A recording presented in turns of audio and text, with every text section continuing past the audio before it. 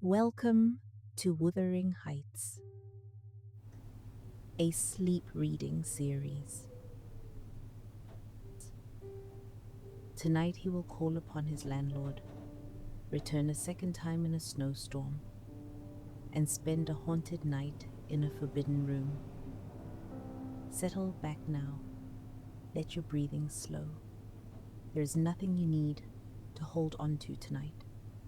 Only the old story and the quiet of the moors and the sound of the wind finding its way through the firs.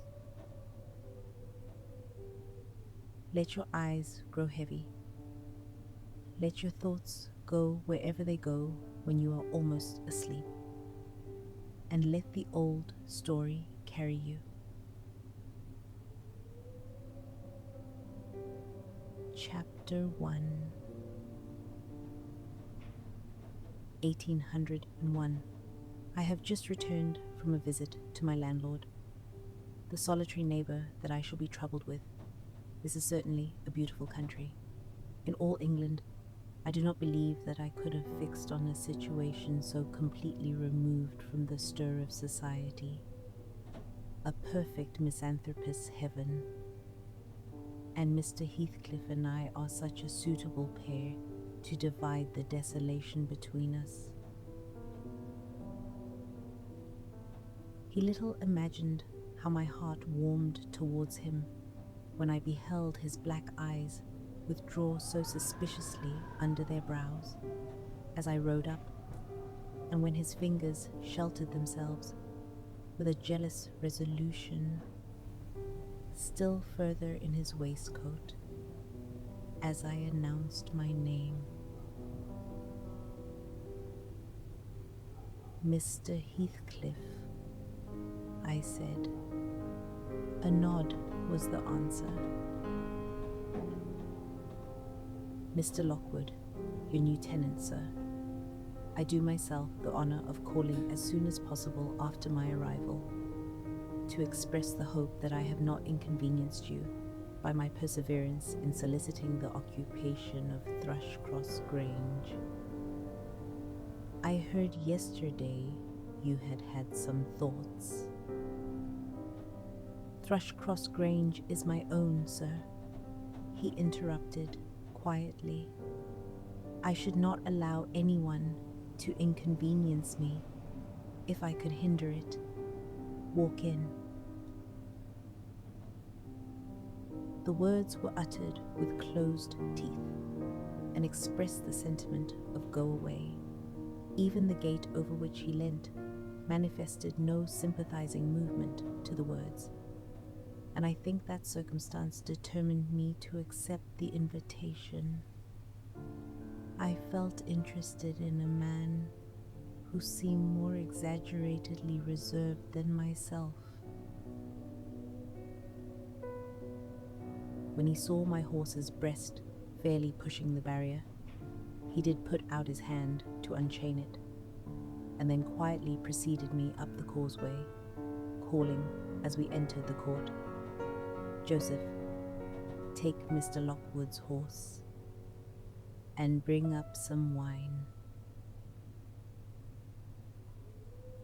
Here we have the whole establishment of domestics, I suppose, was the reflection suggested by this compound order. No wonder the grass grows up between the flags, and cattle are the only hedge cutters. Joseph was an elderly, nay, an old man, very old, perhaps, though hale and sinewy. "The Lord help us," he murmured in an undertone of displeasure, while relieving me of my horse.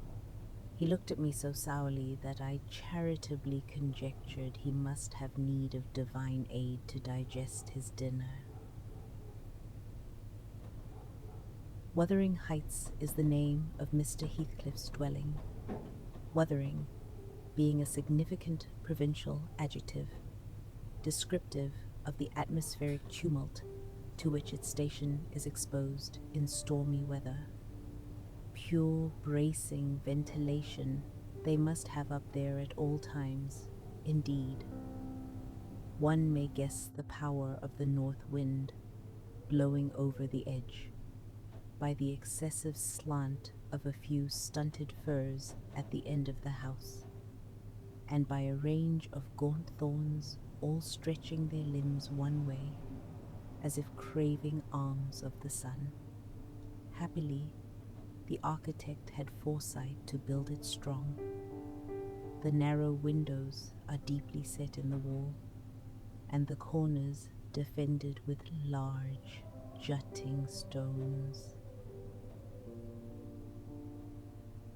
Before passing the threshold, I paused to admire a quantity of grotesque carving lavished over the front, and especially about the principal door, above which, among a wilderness of crumbling griffins and shameless little boys, I detected the date 1500 and the name Hareton Earnshaw.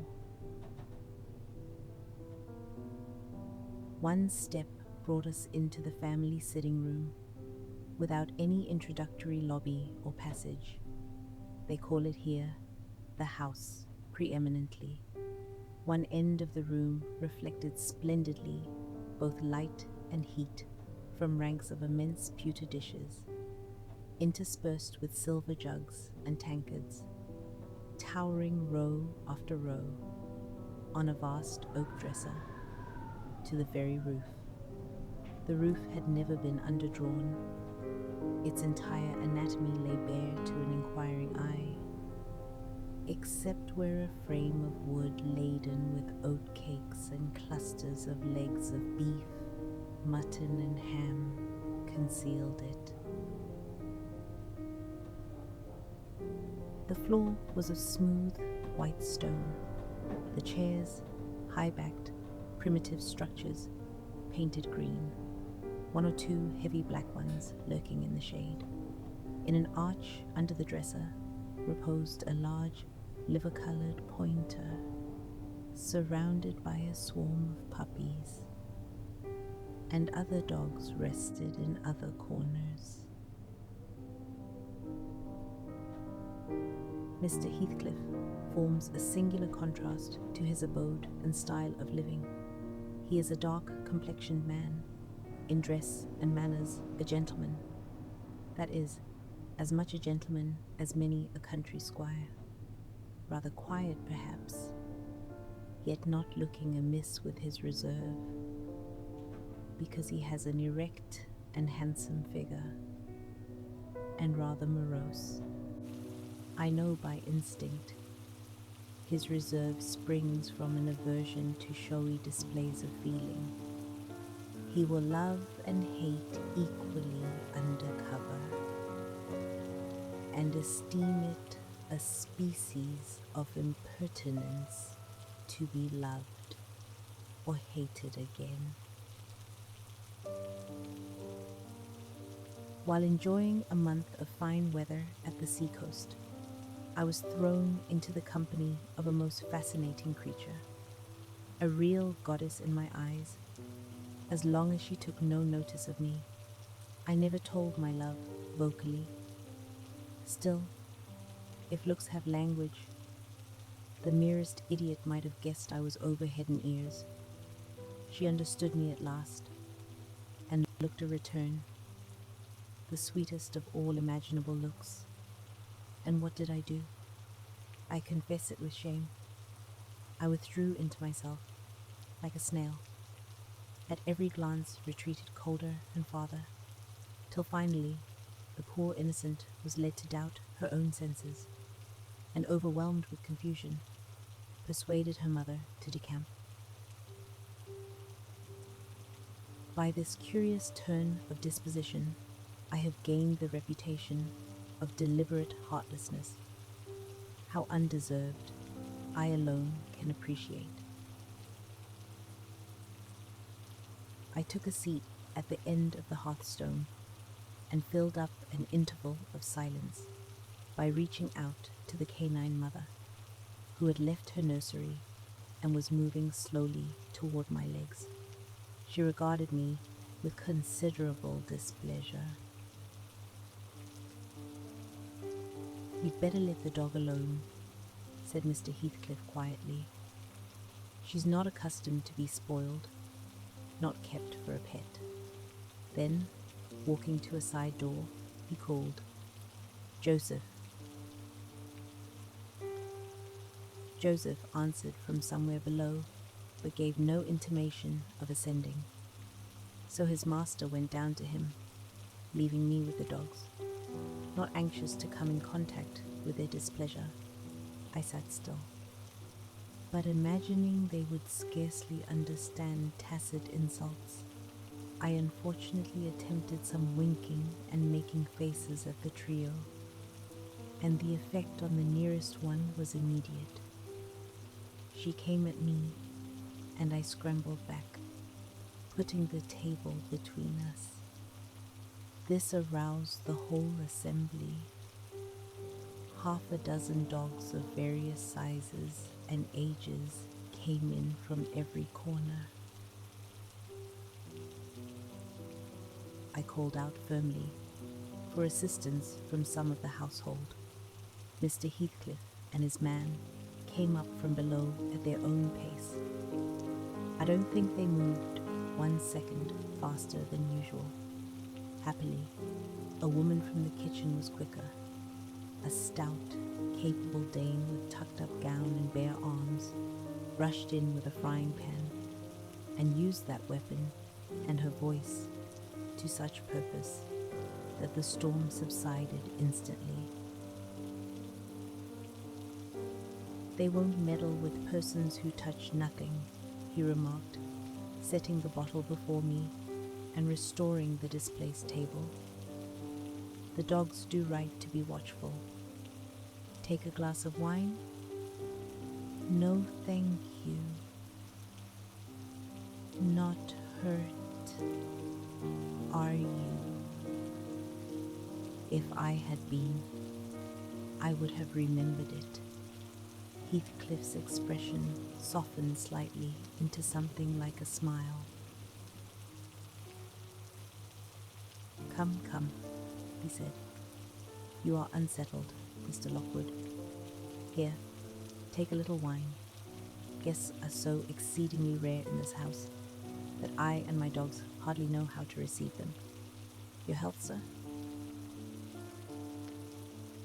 I accepted, beginning to perceive that it would be foolish to sit in a sulk.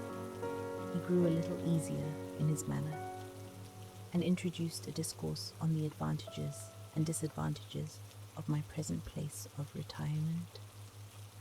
I found him very intelligent on the topics we touched, and before I went home, I was moved so far as to volunteer another visit on the morrow. He evidently wished no repetition of my intrusion.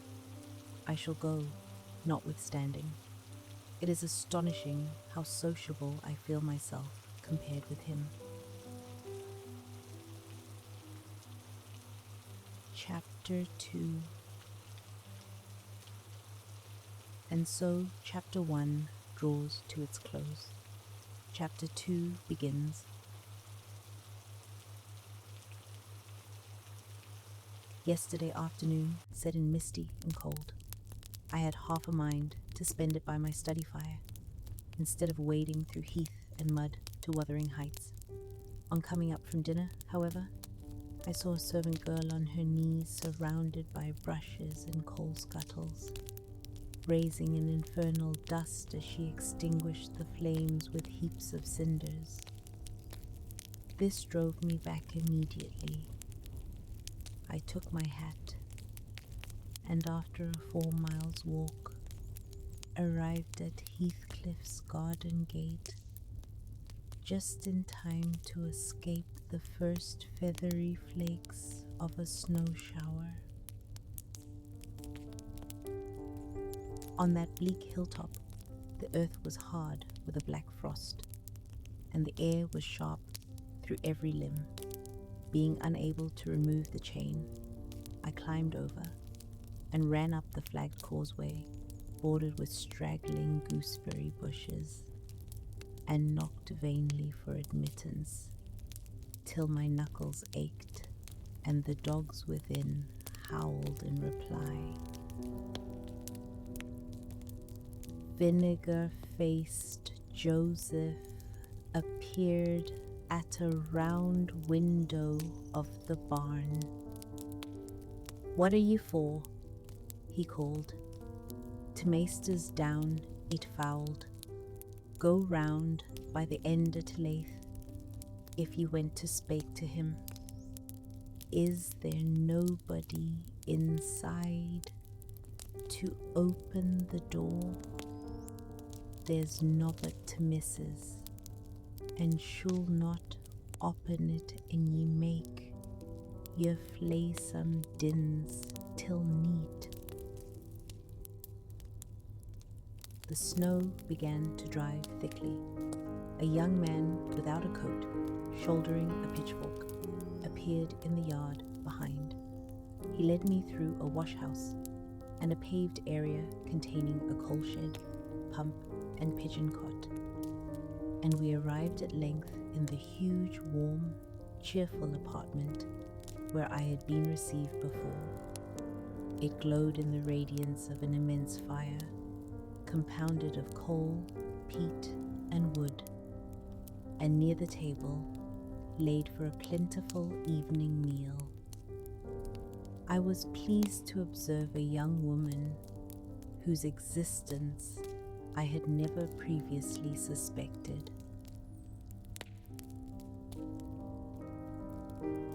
I bowed and waited, thinking she would bid me take a seat. She looked at me, leaning back in her chair, and remained motionless and mute. "Rough weather," I remarked. "I'm afraid, Mrs. Heathcliff, the door must bear the consequence of your servant's leisure attendance." She never opened her mouth. I looked at her. She looked at me in a cool, distant manner, exceedingly embarrassing and disagreeable. "Sit down," said the young man briefly. "He'll be in soon." I obeyed and turned my attention to the dog on the hearth, who condescended to move the extreme tip of her tail in token of recognizing me. "A beautiful animal," I began again. "Do you intend parting with the little ones, madam?" "They are not mine," said the young woman, more coolly than Heathcliff himself could have replied. I turned to what appeared to be a cushion full of cats. "A strange choice of favorites," she observed scornfully. Unluckily, it was a heap of dead rabbits. I moved closer to the hearth, repeating my comment on the wildness of the evening. "You should not have come out," she said, rising and reaching from the chimney-piece 2 of the painted canisters. Her position before was sheltered from the light. Now I had a distinct view of her whole figure and countenance. She was slender and apparently scarcely past girlhood, an admirable form, and the most exquisite little face that I've ever had the pleasure of beholding. Small features, very fair, golden ringlets hanging loose on her delicate neck, and eyes that, had they been agreeable in expression, would have been irresistible, fortunately for my susceptible heart. The only sentiment they showed hovered between scorn and a kind of desperation, singularly unnatural to be seen there. "Were you asked to tea?" she demanded, tying an apron over her neat black frock and standing with a spoonful of the leaf poised over the pot. "I shall be glad to have a cup," I answered. "Were you asked?" she repeated.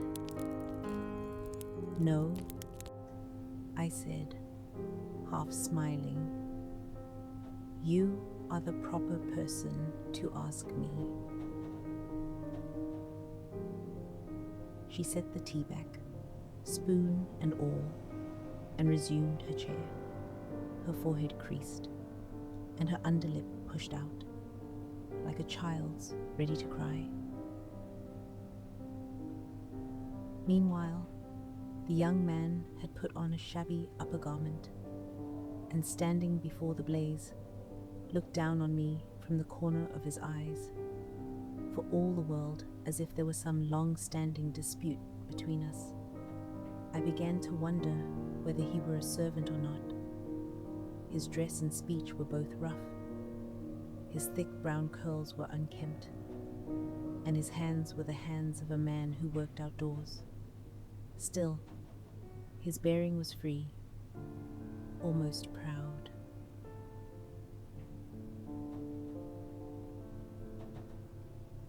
"5 minutes afterwards, the entrance of Heathcliff relieved me, in some measure, from my uncomfortable state.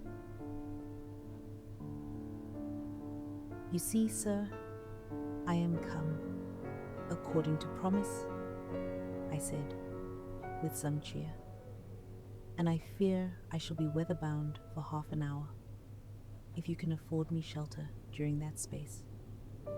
"Half an hour?" he said, shaking the white flakes from his clothes. "I wonder you should choose the thick of a snowstorm to ramble about in. Do you know that you run a risk of being lost in the marshes? People familiar with these moors often miss their road on such evenings." "Perhaps I can get a guide among your lads, and he might stay at the Grange till morning. Could you spare me one?" No, I could not. Well then, I must trust to my own sagacity. Umph.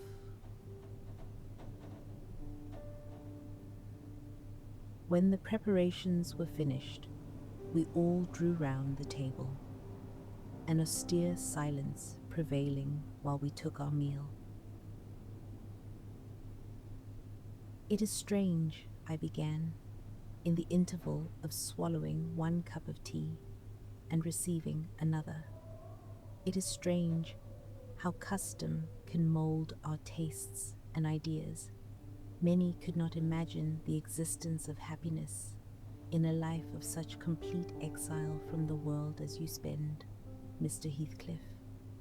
Yet, I'll venture to say that surrounded by your family, and with your amiable lady as the presiding genius over your home and heart." "My amiable lady," he interrupted, with a dark look. "Where is she? My amiable lady, Mrs. Heathcliff. Your wife, I mean." "Well, yes.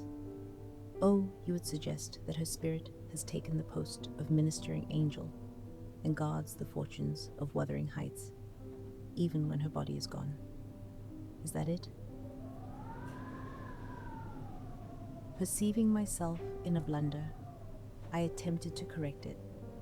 I might have seen there was too great a disparity between the ages of the parties to make it likely that they were man and wife. One was about 40. The other did not look 17. Mrs. Heathcliff is my daughter-in-law, said Heathcliff quietly.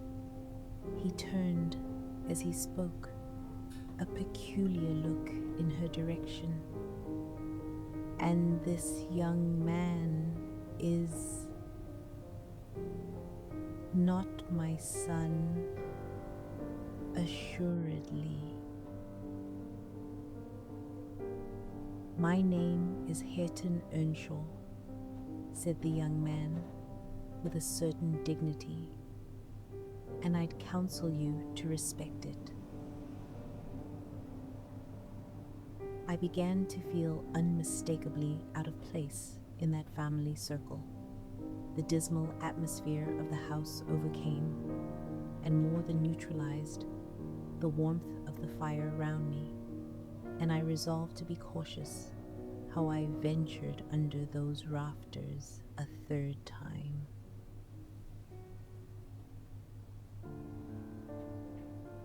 Walking to a window to examine the weather, I saw a sorrowful sight.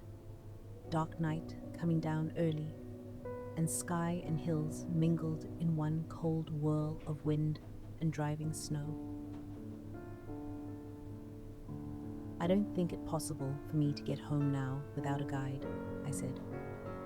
The roads will be buried already, and if they were bare, I could scarcely see a foot in advance.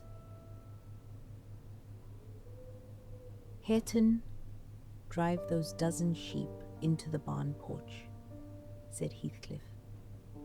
They'll be covered if left in the fold all night.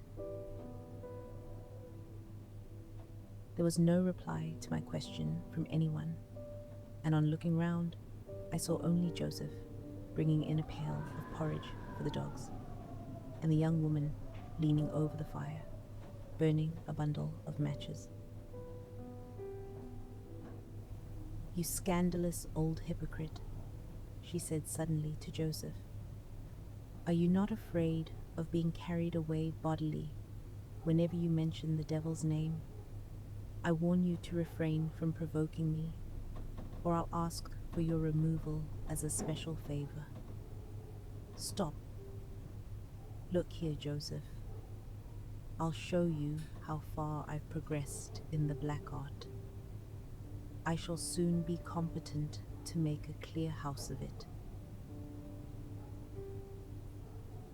The old man hurried out, praying and muttering wicked as he went. "Mrs. Heathcliff," I said, "you must excuse me for troubling you. Do point out some landmarks by which I may know my way home. I have no more idea how to get there than you would have how to get to London."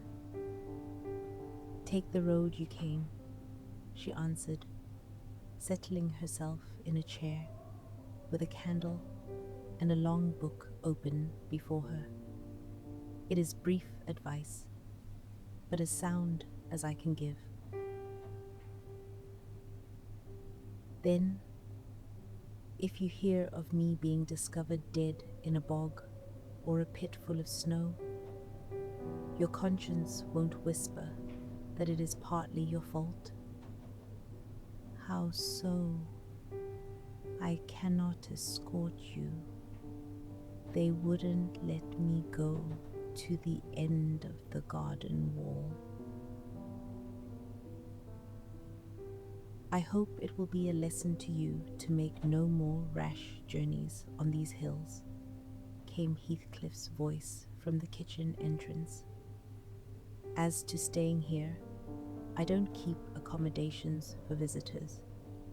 You must share a bed with Hareton or Joseph if you do."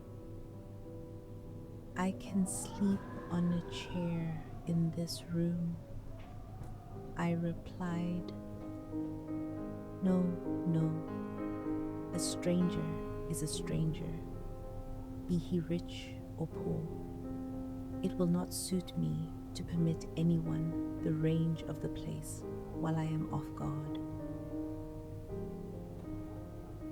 With this, my patience was at an end. I pushed past him into the yard. It was so dark that I could not see the way out, and as I wandered round, voices argued behind me. "I'll go with him as far as the park," said the young man. "You'll go with him to the devil," answered his master. "And who is to look after the horses, eh? A man's life is of more consequence than one evening's neglect of the horses. Somebody must go," said the young woman, more gently than I expected. "Then I hope his ghost will haunt you, and I hope Mr. Heathcliff will never get another tenant till the Grange is a ruin," she added sharply, when it became clear no one intended to move. I made for old Joseph's lantern, took it from him, called out that I would send it back in the morning, and ran for the nearest gate. On opening the little door, 2 large dogs were at me at once, bearing me down and sending the light skidding across the stones. From inside the house came the sounds of Heathcliff and Hareton, finding some amusement in my difficulty. The creatures, fortunately, seemed more interested in stretching against my coat than doing any lasting harm, but they would allow no movement, and I was obliged to lie still until their masters came out and called them off. Then, chilled through and in considerable indignation, I made known my intention of leaving at once. The commotion had been enough to excite a nosebleed, and still Heathcliff appeared amused, and still I scolded. Then Zillah, the stout housewife, came out to inquire into the nature of the uproar, and not daring to address her master, she turned her attentions to young Earnshaw with some force. "Well, Mr. Earnshaw," she cried, "I wonder what you'll have next. Look at the poor lad. He's fair choking. Wisht.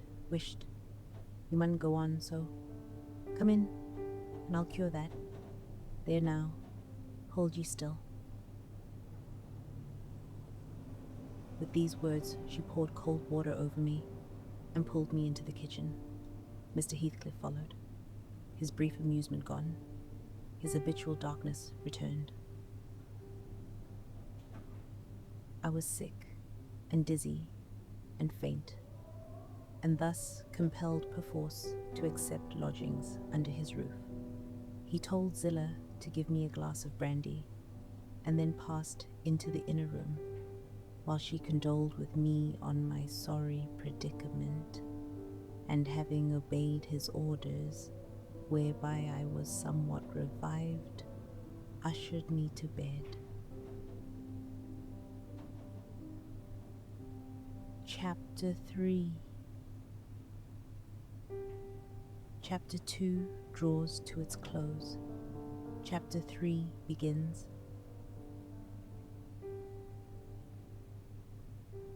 While leading the way upstairs, Zillah recommended that I should hide the candle and not make a noise, for her master had an odd notion about the chamber she would put me in, and never let anybody lodge there willingly. I asked the reason. She did not know. She answered, she had only lived there a year or 2, and they had so many queer goings on, she could not begin to be curious. Too stupefied to be curious myself, I fastened my door and glanced round for the bed. The whole furniture consisted of a chair, a clothes press, and a large oak case, with squares cut out near the top resembling coach windows.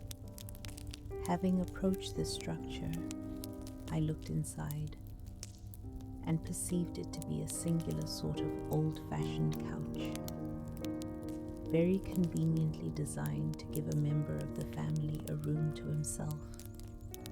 In fact, it formed a little closet, and the ledge of a window, which it enclosed, served as a table. I slid back the panelled sides, got in with my light, pulled them together again, and felt secure against the vigilance of Heathcliff and everyone else. The ledge where I placed my candle had a few mildewed books piled up in one corner, and it was covered with writing scratched on the paint. This writing, however, was nothing but a name repeated in all kinds of characters, large and small.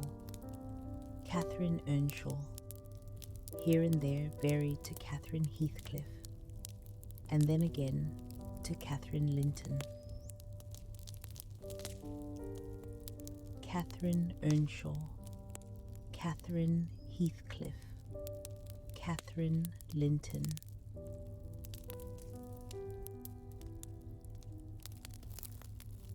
In listlessness, I leant my head against the window and continued spelling over the names till my eyes closed. But they had not rested 5 minutes when a glare of white letters started from the dark, as vivid as spectres. The air swarmed with Catherines, and rousing myself to dispel the obtrusive name, I discovered my candlewick reclining on one of the antique volumes and perfuming the place with an odor of roasted calfskin. I snuffed it off, and very ill at ease under the influence of cold and lingering nausea, sat up and spread open the injured tome on my knee.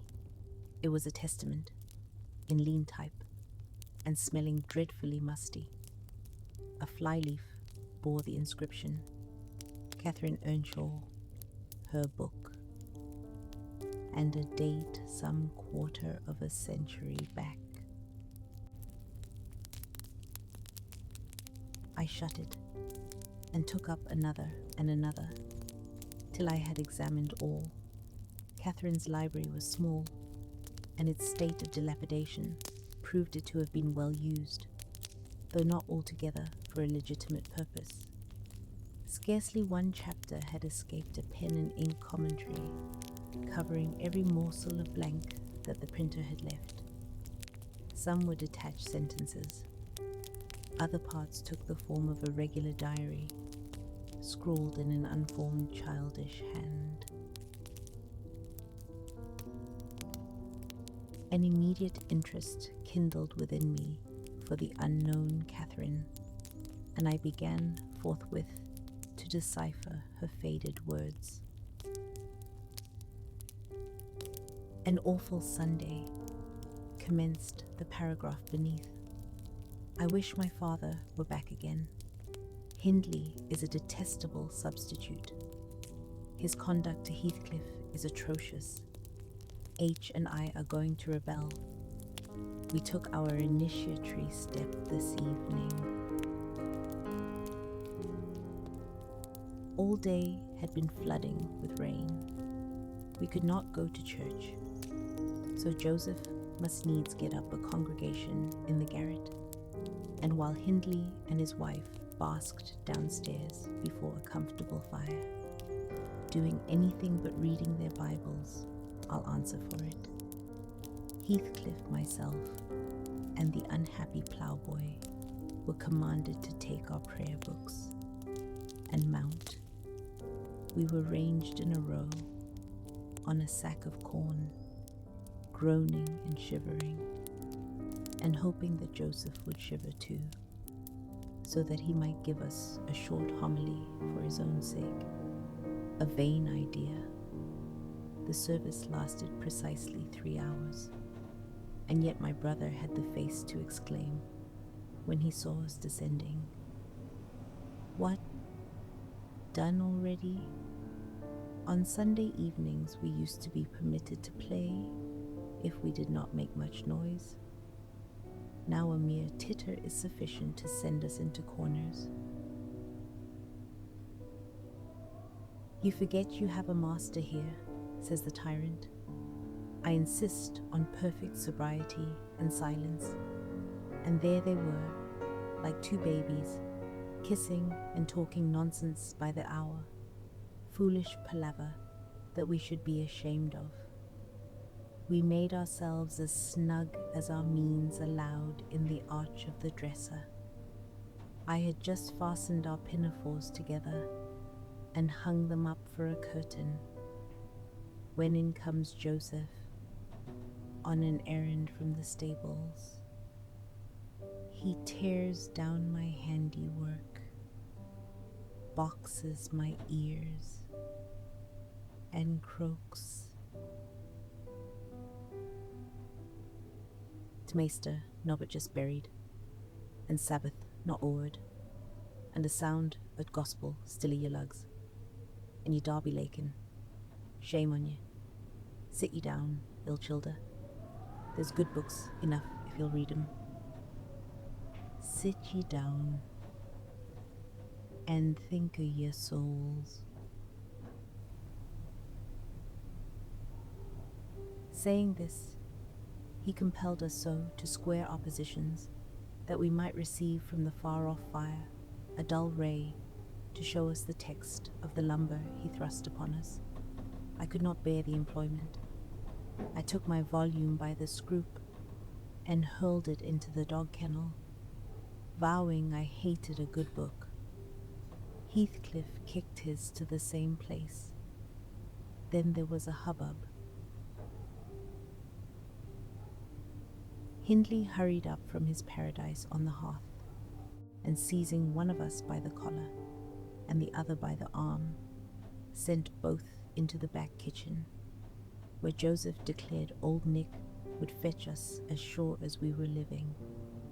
And so comforted, we each sought a separate nook to await his advent. I reached this book and a pot of ink from a shelf, and pushed the house door ajar to give me light, and I have got the time on with writing for 20 minutes.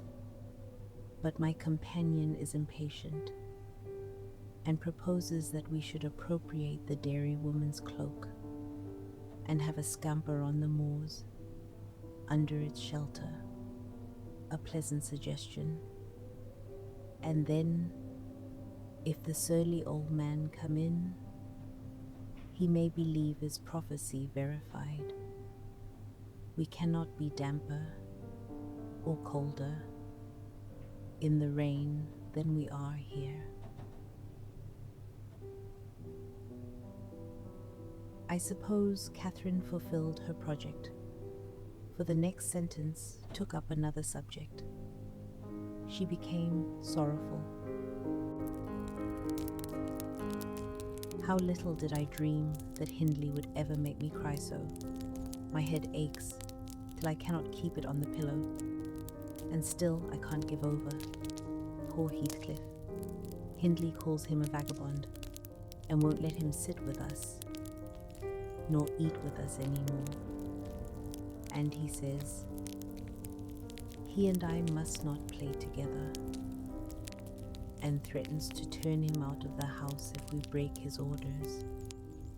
He has been blaming our father for treating H too liberally, and swears he will reduce him to his right place.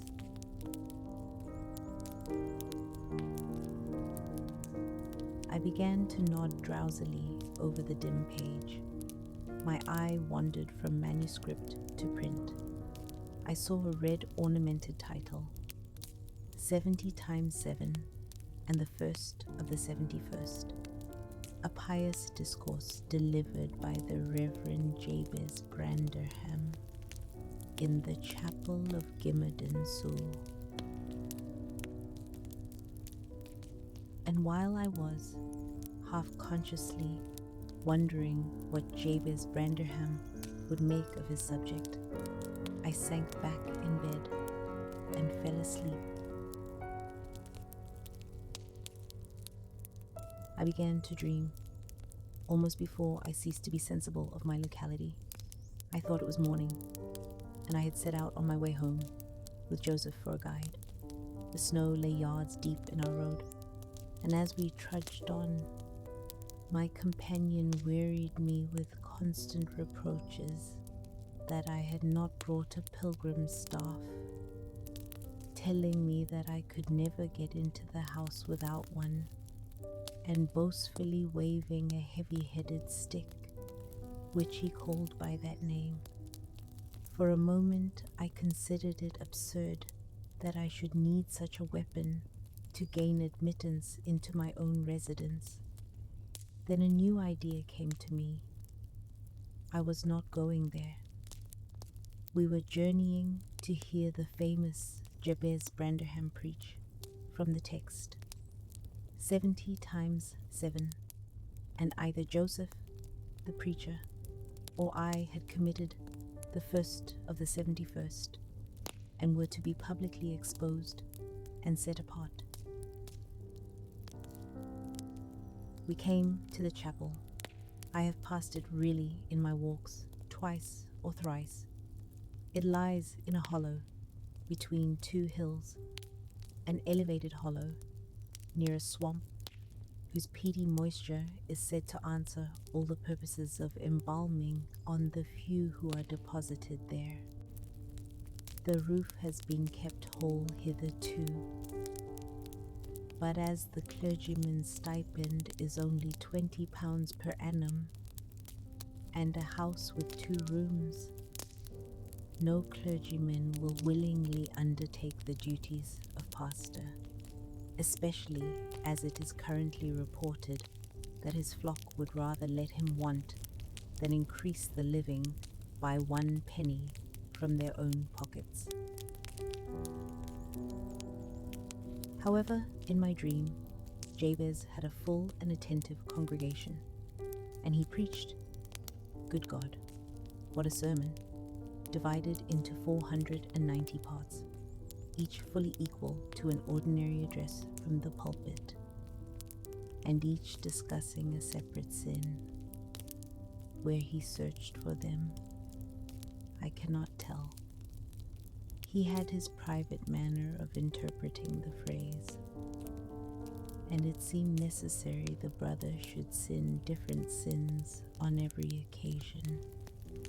They were of the most curious character, odd transgressions that I never imagined previously. Oh, how weary I grew, how I writhed and yawned and nodded and revived, how I pinched and pricked myself and rubbed my eyes and stood up and sat down again and nudged Joseph to inform me if he would ever have done.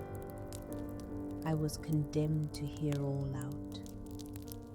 Finally, he reached the first of the 71st. At that, a sudden inspiration descended on me. I was moved to rise and denounce Jabez Branderham as the sinner of the sin that no Christian need pardon. Sir, I exclaimed, sitting here within these 4 walls at one stretch, I have endured and forgiven the 490 heads of your discourse. 70 times, 7 times have I plucked up my hat and been about to depart. 70 times, 7 times have you preposterously forced me to resume my seat. The 491st is too much. Fellow martyrs, have at him. "Thou art the man," cried Jabez, after a solemn pause, leaning over his cushion. 70 times, 7 times didst thou gapingly contort thy visage. 70 times 7 did I take counsel with my soul. The first of the 71st is come. Brethren, execute upon him the judgment written. With that concluding word, the whole assembly, flourishing their pilgrim staves, rushed round me in a body, and in the commotion, several staves crossed. Blows, aimed at me, fell on other heads. Presently the whole chapel resounded with rappings and counter-rappings. Every man's hand was against his neighbour, and Branderham, unwilling to remain idle, poured forth his zeal in a shower of loud taps on the boards of the pulpit, which responded so smartly that, at last, to my unspeakable relief, they woke me. And what was it that had suggested the tremendous tumult? What had played Jabez's part in the row? Merely the branch of a fir tree that touched my lattice as the wind passed by and rattled its dry cones against the panes. I listened an instant, detected the disturber, then turned and dozed, and dreamt again. This time, I remembered I was lying in the oak closet, and I heard distinctly the gusty wind and the driving of the snow. I heard, also, the fir bough repeat its teasing sound, and knew it for what it was. But it troubled me so much that I resolved to silence it if possible. And I thought, in the dream, I rose and tried to unfasten the casement. The hook was fixed, a circumstance I had observed when awake, but forgotten in sleep. I must stop it, nevertheless, I muttered, and stretching an arm out toward the window, my fingers closed on something small and ice cold. The intense unease of nightmare came over me, and a most melancholy voice, very faint, sobbed from beyond the glass. Let me in, let me in. Who are you? I asked, struggling meanwhile to draw back. Catherine Linton, it replied, shiveringly. I'm come home. I'd lost my way on the moor. And as it spoke, I thought I could discern obscurely a child's face beyond the glass. In the panic of the dream, I could not free myself. The small cold fingers held fast, and the voice continued its low and mournful asking. I pushed the books against the window in a heap. I stopped my ears.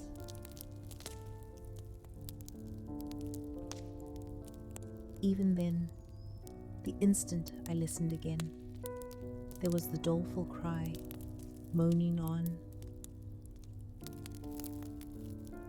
It is 20 years. I've been a waif for 20 years. Then, very faintly, like books moved by a breath, silence.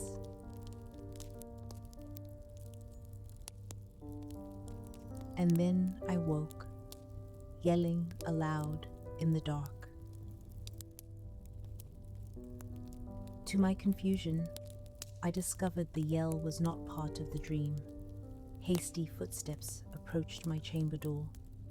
Somebody pushed it open with a vigorous hand, and a light glimmered through the squares at the top of the oak bed.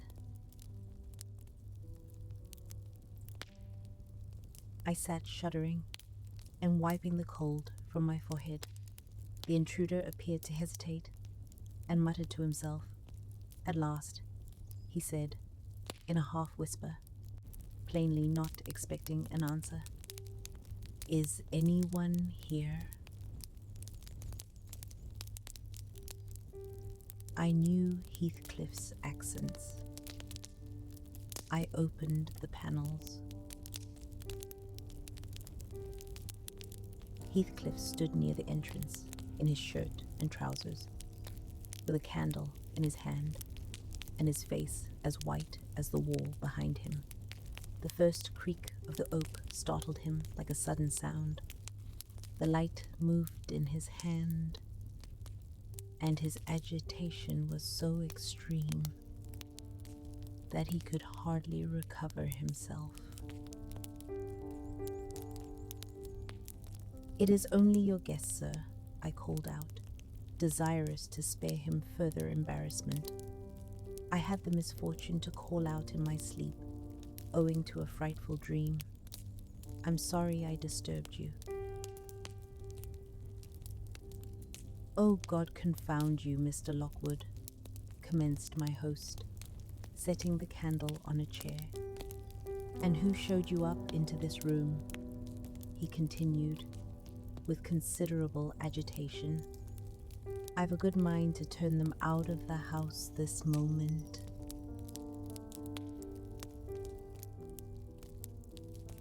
"It was your servant Zillah," I replied, rapidly resuming my garments. "I suppose she wanted to give me a curious night, and she succeeded. Well, the place is swarming with old dreams and old names. You have reason in shutting it up, I assure you. No one will thank you for a night in such a room." "What do you mean?" asked Heathcliff. "Lie down and finish out the night, since you are here. But for heaven's sake, don't repeat that horrid noise." "If the little ghost had got in at the window, it probably would have strangled me," I returned. "I'm not going to endure the persecutions of your hospitable ancestors again. Was not the Reverend Jabez Branderham akin to you on the mother's side? And that poor wandering voice, Catherine Linton, or Earnshaw, or however she was called. She told me she had been walking the earth these 20 years, which perhaps explains a good deal." Scarcely were these words uttered when I recollected the association of Heathcliff's name with Catherine's in the books, which had completely slipped from my memory, till thus awakened. I blushed at my inconsideration, but without showing further consciousness of the offense, I hastened to say that the truth was, I had passed the first part of the night in spelling over the name scratched on that window ledge. A monotonous occupation calculated to set me asleep, like counting or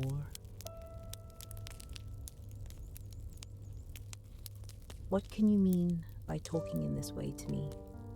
said Heathcliff, with sudden and powerful feeling. How dare you, under my roof?" And he turned from me.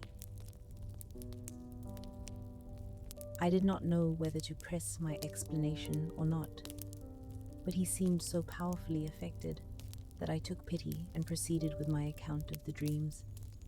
affirming I had never heard the name of Catherine Linton before, but reading it often over had produced an impression which personified itself when I had no longer my imagination under control. Heathcliff gradually moved back into the shelter of the dark as I spoke, finally settling almost hidden behind the bed. I guessed, by his irregular breathing, that he struggled to compose himself, not wishing to show him that I had heard the conflict. I continued dressing rather noisily, looked at my watch and said, "Not 3 o'clock yet. I could have sworn it had been 6. Time stagnates here. We must surely have retired to rest at 8. Always at 9 in winter, and rise at 4, said my host, suppressing a sound in his throat. Mr. Lockwood, he added, you may go into my room. You'll only be in the way, coming downstairs so early. And your outcry has sent sleep to the devil for me. And for me too, I replied. I'll walk in the yard till daylight, and then I'll be off, and you need not dread a repetition of my intrusion. I'm now quite cured of seeking pleasure in society, be it country or town. A sensible man ought to find sufficient company in himself. Delightful company, muttered Heathcliff. Take the candle and go where you please. I shall join you directly. Keep out of the yard, though. The dogs are unchained, and the house, nay, you can only ramble about the steps and passages. But away with you. I'll come in 2 minutes. I obeyed so far as to quit the chamber, when, ignorant where the narrow lobbies led, I stood still and was witness, involuntarily, to a piece of feeling on the part of my landlord which I had not anticipated. He climbed onto the bed and opened the lattice, drawing it wide, and as he pulled at it, broke into a passion of grief. Come in, he sobbed. Cathy, do come. Oh, do. Once more. Oh, my heart's darling. Hear me this time, Catherine, at last.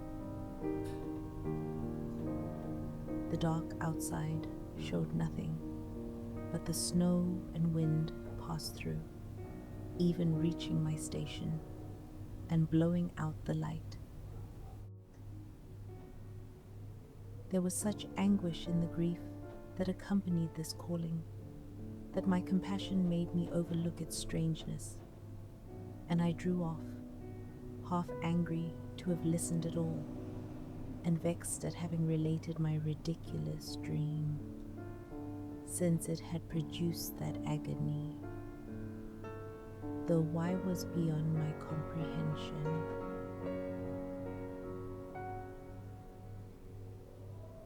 I descended carefully to the lower regions and found myself in the back kitchen, where a gleam of fire, raked together, enabled me to rekindle my candle. Nothing was stirring except a grey cat, which crept from the ashes and looked at me with a querulous sound. 2 benches, shaped in sections of a circle, nearly enclosed the hearth. On one of these, I stretched myself, and the cat mounted the other. We were both of us nodding, ere anyone invaded our retreat. Then it was Joseph, coming down from his garret by a wooden ladder, casting a sinister look at the little flame, sweeping the cat from its elevation, and seating himself with a long pipe, he silently applied the tube to his lips, folded his arms, and breathed out slow, grey smoke. I let him enjoy the luxury unannoyed, and after a profound sigh, he got up and departed as solemnly as he came. At the first gleam of dawn, Hareton came through and opened a way out into the air, now clear and still and cold as impalpable ice. My landlord came to the garden himself to stop me before I reached the bottom, and offered to accompany me across the moor. It was well he did, for the whole hillback was one billowy white ocean, the swells and falls not indicating corresponding rises and depressions in the ground. Many pits, at least, were filled to a level, and entire ranges of mounds blotted from the chart which my yesterday's walk had left pictured in my mind. I had remarked on one side of the road, at intervals of 6 or 7 yards, a line of upright stones, erected and whitened on purpose to serve as guides in the dark, and also when a fall, like the present, made the deep swamps on either hand invisible, but excepting a dirty dot pointing up here and there, all traces of their existence had vanished, and my companion found it necessary to warn me frequently to steer to the right or left, when I imagined I was following the windings of the road. We exchanged little conversation. He halted at the entrance of Thrushcross Park, saying I could make no error there. Our parting was limited to a hasty nod, and then I pushed forward, alone, through the white. The distance from the gate to the Grange is 2 miles. I believe I managed to make it 4, what with losing myself among the trees and sinking up to the neck in snow, a predicament which only those who have experienced it can appreciate. At any rate, whatever were my wanderings, the clock chimed 12 as I entered the house. My housekeeper and her people rushed to welcome me, exclaiming tumultuously they had given me up completely. Everybody conjectured that I had perished in the night, and they were wondering how they must set about a search for my remains. I told them to be quiet, now that they saw me returned, and benumbed to my very heart, I dragged upstairs, whence, after putting on dry clothes and pacing to and fro to restore the warmth, I came at last to my study, feeble as a kitten, almost too much so to enjoy the cheerful fire and the coffee which the servant had prepared for my refreshment. And so chapter 3 comes to its close. Lockwood is home, and dry, and warm, and still. The study fire is burning. The coffee is hot. Outside, the moors are buried under snow. The white has smoothed away all the paths and all the walls and all the familiar shapes of the ground. Where there were roads, there are now only fields of white. Where there were stones, only faint lines under the surface, barely showing.